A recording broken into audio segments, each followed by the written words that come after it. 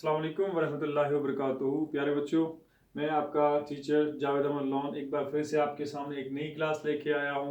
आप जानते हैं कि पिछले क्लास में हमने अक्सर बेशतर साइंस के टॉपिक्स पे बात की है, लेकिन आज का जो टॉपिक मैंने लिया है एक जनरल अवेयरनेस के तौर पे एक टॉपिक लिया है। आप चाहे तो इसको अपनी इंग्लिश किताब में भी ऐड कर सकते हैं, जैसे कि आपको अक्सर बेशतर एग्जाम्स में पूछा जाता है, write a paragraph on any one of the following, जिसमें my school, my hobby, environmental pollution वगैरह आते हैं। तो उसमें एक ऐड कर लीजिए आप एक नया topic, corona virus covid.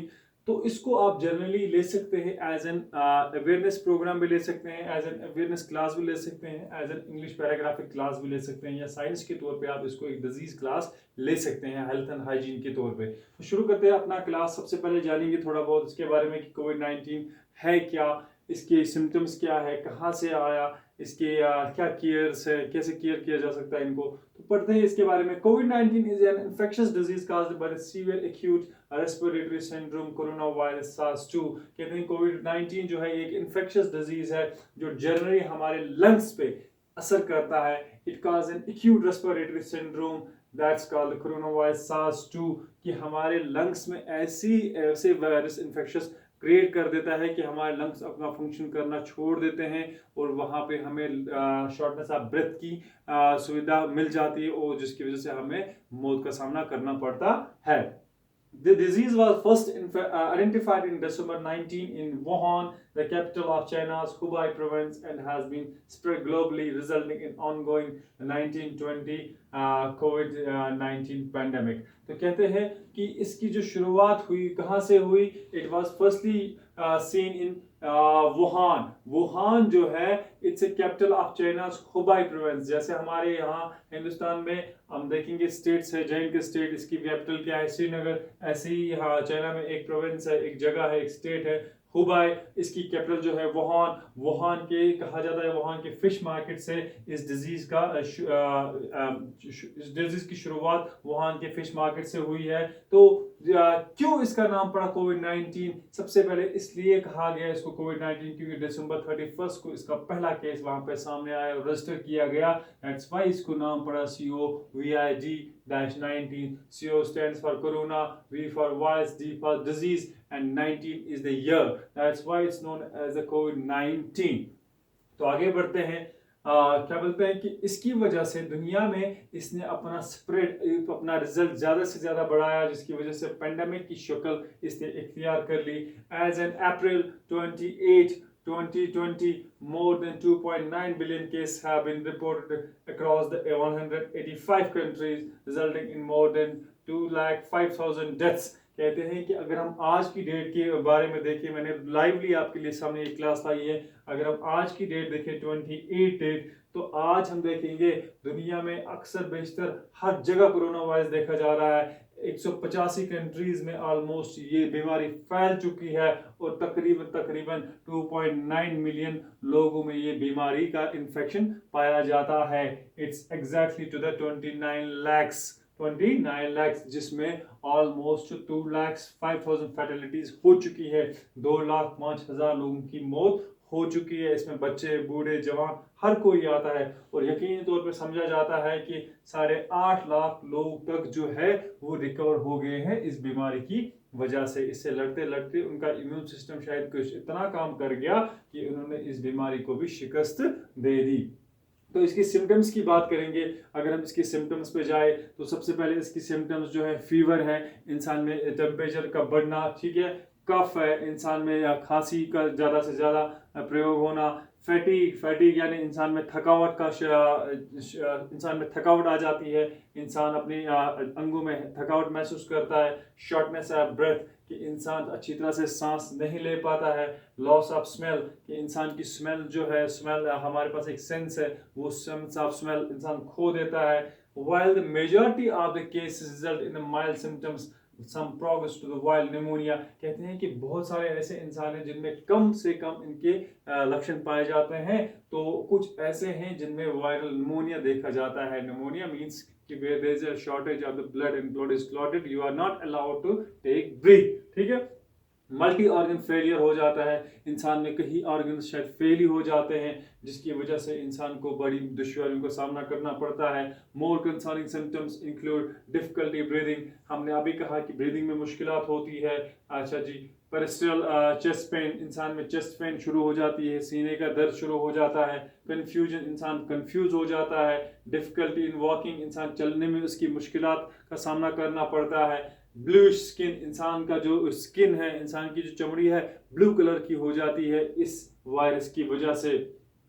The time from exposure onset of symptom is typically around 5 days but may range from 2 to 14 days। कहते हैं कि इस बीमारी को अपने लक्षण दिखाने में तकरीबन 5 दिन का समय लगता है, लेकिन अक्सर बेशतर देखा गया है जनरली कि 2 से 14 दिन के अंदर अंदर इस बीमारी के लक्षण इंसान में दिखाई देने लगते हैं। तो बात करते हैं आगे।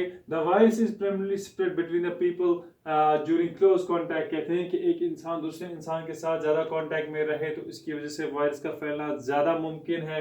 Often wire droplets produce by the coughing, sneezing और टॉकिंग, जब इंसान बात करता है, जब इंसान खांसता है, छींकता है, इसकी वजह से वो ड्रॉपलेट्स इसके जो है मुंह से बाहर आ जाते हैं, जिसकी वजह से बाकी लोग इन्फेक्ट हो जाते हैं। The droplet usually fell on the ground or up to the surface rather remaining on the air or long distance। कहते हैं कि अगर हम बात करेंगे कि ड्रॉपलेट्स जो इंसान से निकलते हैं ये जमीन पे भी रह जाते हैं या हवा में भी रह जाते हैं, जिसकी वजह से इंसान को हर तरह से इन्फेक्ट होने का पूरा से पूरा खतरा बना रहता है। People may also become infected by touching their faces। अगर इंसान किसी चीज को टच करे, बाद में इसी हाथ से अपने फेस को टच करे, तो इससे भी ज्यादा मुश्किलात बढ़ती हैं कि वो इंसान इन्फेक्ट हो जाए इस डिजीज का। तो इसका केयर जो है, कैसे इसका केयर किया जा सकता है, हम पहले ही देखते हैं कि रिकमेंडेड मेजर्स क्या है इसको इस बीमारी को बचाने के लिए। सबसे पहली चीज जो है इट्स हैंड वॉशिंग, हाथ को अच्छी तरह से धोना सबसे ज्यादा अहम माना जाता है इस बीमारी को खुद से दूर रखने के लिए। फिजिकल डिस्टेंस, एक इंसान को ऑलमोस्ट 1 मीटर की डिस्टेंस पे रहना चाहिए, वो चाहे घर हो, कोई भी पब्लिक प्लेस हो, 1 मीटर की डिस्टेंस पे रहना लाजमी है ताकि वो इस वायरस से दूर रहे। कवरिंग कफ्स, अगर खांसता हो कोई इंसान तो मास्क का इस्तेमाल करें, वो अपने कफ्स को दूर रखे, ठीक है। यूज ऑफ फेस मास्क का इस्तेमाल करें, जिसकी वजह से वो कफिंग को बचा सकता है ड्रॉपलेट्स को बाहर जाने से और इन्फेक्शन फैलाने से। अवॉइड गैदरिंग, जहां पे ज्यादा गैदरिंग हो वहां जाना बंद कर दीजिए आप लोग। Stop going to the public places, वो सारे पब्लिक प्लेसेस जहां मार्केट्स हो, सिनेमा हॉल्स हो, बस स्टैंड्स हो, बस हो वगैरह हो, जहां पे भी यहाँ आपको लगे कि पब्लिक प्लेस है और लोग ज्यादा से ज्यादा जमा हो रहे हैं तो वहां जाना आप बंद कर दीजिए। वहां ज्यादा से ज्यादा खतरा बना रहेगा आपको कि कोविड-19 के आप इन्फेक्शियस मरीज बन सकते हैं। तो करंटली अगर देखें हम, देयर इज नो वैक्सीन, इसका अभी कोई भी वैक्सीन, कोई भी स्पेसिफिक ट्रीटमेंट, एंटीवायरल ट्रीटमेंट कोविड-19 के लिए अभी तक तैयार नहीं किया गया है, जिसकी वजह से इंसान राहत महसूस कर सके कि इस कोविड-19 से बचा जा सकता है। तो आगे बात करेंगे हम। It involves treatment and symptoms, supportive care. कहते हैं अगर सपोर्टिव केयर ले जाए और ट्रीटमेंट लिया जाए, एक इंसान जिसमें ये लक्षण पाए जाए और वो खुद कहे कि भाई मुझ में ये सारे सिम्टम्स है, प्रिकॉशनरी तौर पे उसको क्वारंटाइन किया जाए, उसको अस्पताल में लिया जाए, सपोर्टिव मेजर्स लिए जाए। आइसोलेशन, उसको अलहदा किया जाए, टोटली अलग किया जाए बाकी लोगों से, और एक्सपेरिमेंट किए जाए उस पर दवाइयों के कि कुछ दवाइयाँ काम करती हैं, जैसे क्वीन का इस्तेमाल किया जा रहा है इस बीमारी के खिलाफ। तो WHO declares public health emergency it on 30 जनवरी। अगर बात करें WHO की, वर्ल्ड हेल्थ ऑर्गेनाइजेशन की, तो 30 जनवरी 2020 को इसको पब्लिक हेल्थ इमरजेंसी के तौर पे लागू कर दिया गया। और लेटर ऑन अगर हम देखें 11 मार्च 2020 को इसको पेंडेमिक, वबा के तौर पे, एक बीमारी वबा का नाम दिया गया, जिसका कोई इलाज नहीं है, जो एक दूसरे को छूने से फैल सकता है। तो अगर नटशल में इसका हम रिकैप्चुलेट करें, इसकी रिकैप्चुलेशन करें ताकि आप इसको आसानी से, इस तरह से नहीं तो आसानी से दूसरों तक पहुंचाए।